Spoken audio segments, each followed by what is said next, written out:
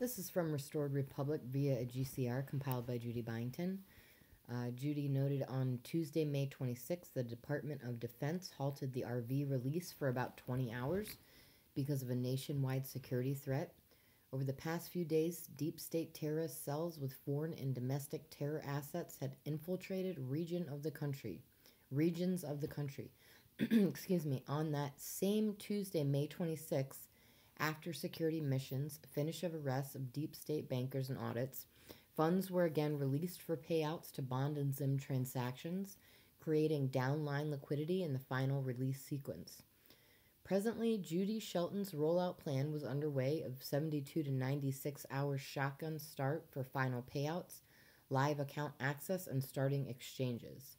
Tier 4B was at the tail end and could start at any time Thursday 28th of May to Monday June 1st. On Monday, June 1st, the Restored Republic would legally take over the cabal, deep state U.S. corporation government. GCR and NESARA debt relief would become more public. The SWIFT system that the deep state used to delay the RV release would be completely disconnected from the banking system. The gold asset-backed U.S. note would be fully transitioned, operational and compliant in the new quantum financial digital ledgering system for global transactions, plus the new Iraqi Dinar rate would be made public. By Monday, June 15th, redemption centers and contract rates would no longer be available, while the general public Tier 5 could exchange foreign currencies at the new international rates under the new quantum financial system. Okay, Judy noted it was my understanding that all currency and ZIM bondholders have been assigned a code and an account number at HSBC Bank. That code would follow you through the redemption process. There were 4 options to obtain redemption appointments as listed below. One of those options was the mail out of debit cards by the U.S. Treasury. Early Wednesday, the 27th of May, a trusted military headquarters source reported that the U.S. Treasury was mailing out debit cards containing $1,200 stimulus to each citizen, plus debit cards to currency and ZIM holders with an 800 number on it. Order to call, activate the card, and set exchange redemption appointment. ZIM holders would receive the first wave of cards. Okay, this is from May 27th, Fleming Military Intel Contact. Judy Shelton's rollout plan of a 72 to 96 hour shotgun start was underway behind the scenes for final payouts, live account access, and starting exchanges. Tier 4B was at the tail end and could come anytime Thursday, May 28th to Monday, June 1st. POTUS was still under contractual mandate to get the release started by up to Monday, June 1st in exchange with the Chinese of a bond debt swap for a fair mutual debt forgiveness agreement. Over the past weekend, there were 100 Wells Fargo bankers arrested. As of Tuesday, May 26th evening, U.S. border security and border sealing measures were heightened for exchanges starting when they start in the current rollout sequence. Starting Tuesday, May 26th, the holds were removed off of payout funding accounts and after security missions, finish of arrests of deep state bankers and audits. On that Tuesday, May 26th, there was a release of funds for payouts to bond and ZIM transactions, creating downline liquidity in the final release sequence. A source said, I heard May 26, Tuesday, that funds became available for large contract purchases, and I'm hearing that adjudicated settlements were well underway starting early this morning, Wednesday, the 27th of May. On Tuesday, May 26th, the Department of Defense had stepped in to halt the release of about 20 hours because of nationwide security threat of deep state terrorist cells with foreign and domestic terror assets that infiltrated regions of the country over the past days.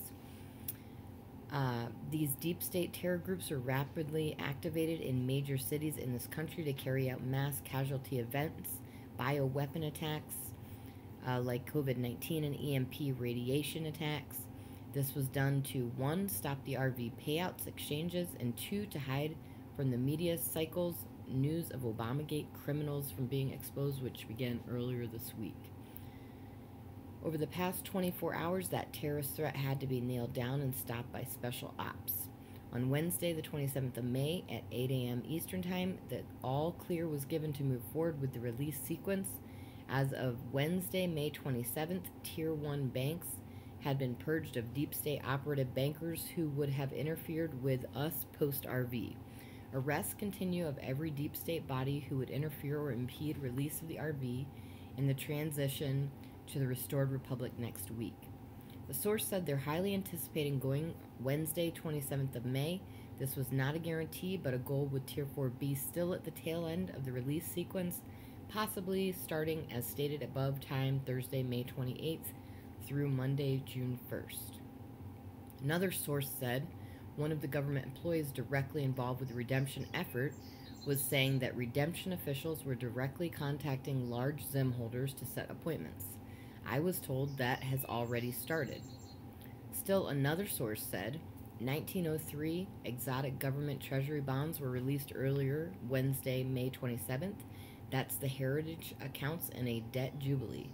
No one was talking about Tier 4 yet. We made it through. This meant the final payout sequence was underway. Overnight, Tuesday through Wednesday, 26th and 7th of May, the all clear was given to proceed with the release sequence as of 8 a.m. Wednesday, May 27th. This included holds coming off of the intermediate adjudicated settlements accounts to get ready for package deliveries to start when Tier 4B started. As of about 5:30 p.m. Eastern Time, May 27th, Tier 4A was finally given the green light to start anytime going forward. And the military intel contact could not say whether Tier 4B was going to start at the same time Tier 4A started, or whether Tier 4B start would come right after Tier 4A started. This all showed the final release was underway. Keep the faith. On Wednesday, May 27th, a military headquarters source reported that 1. The U.S. Treasury was mailing out debit cards containing $1,200 stimulus to each citizen. A husband and wife would receive $2,400 on the card. Number 2, the U.S. Treasury was mailing out debit cards to currency holders with an 800 number on it to call, activate the card, and set an exchange appointment. And number 3, Zim holders would receive the first wave of cards. That's all for now. Thanks for tuning in.